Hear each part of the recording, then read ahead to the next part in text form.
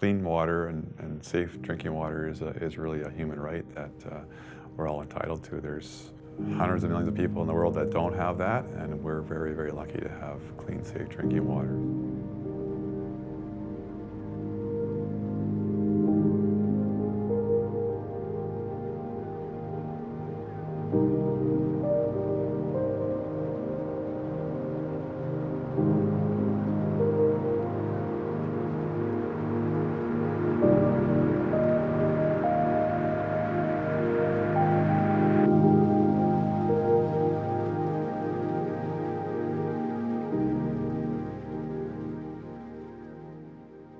Water is essential to all living things. Without water, there is no life.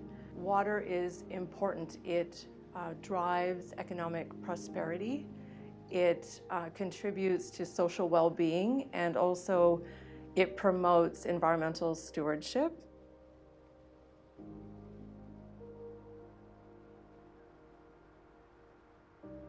Metro Vancouver's water comes primarily from the precipitation that falls within our 3 watersheds, and also the snowfall that accumulates at these higher elevations within the watersheds. We have 3 watersheds that provide Metro Vancouver's drinking water supply: Capilano and Seymour watersheds in the North Shore, and Coquitlam watershed in the east. So within these watersheds, there's 60,000 hectares of protected land that precipitation and snowmelt fall, and over time that water comes into 3 source reservoirs: Capilano, Seymour, and Coquitlam. And from there we take it and it's treated.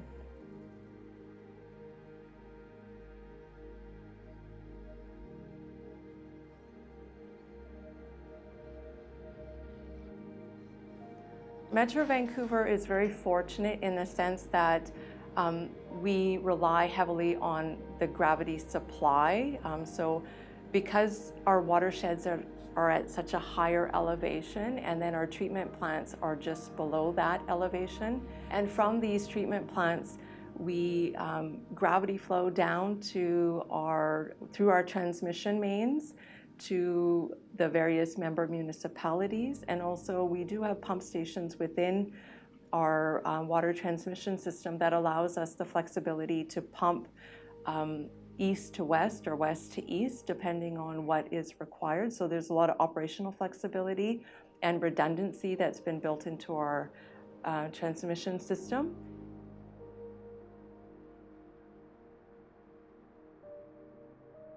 So we take the water from the source and we run it through a direct filtration process. So we have flocculation.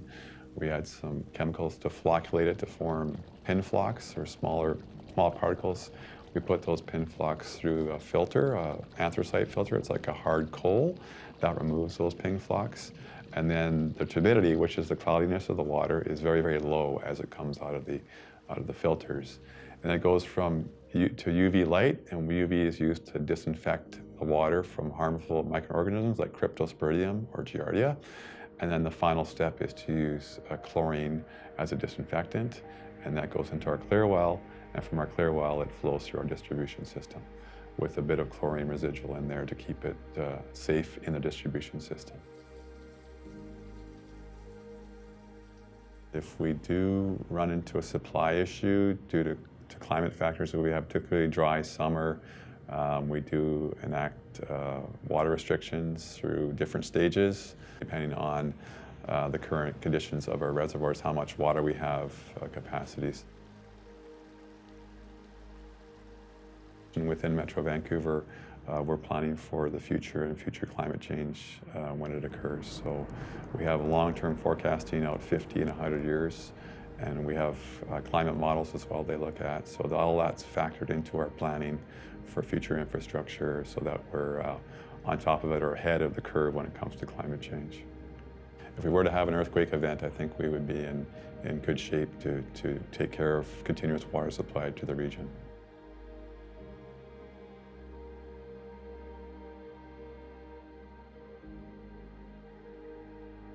even though that Metro Vancouver's population continues to increase annually, the amount of water per capita and also our peak day water consumption has come down.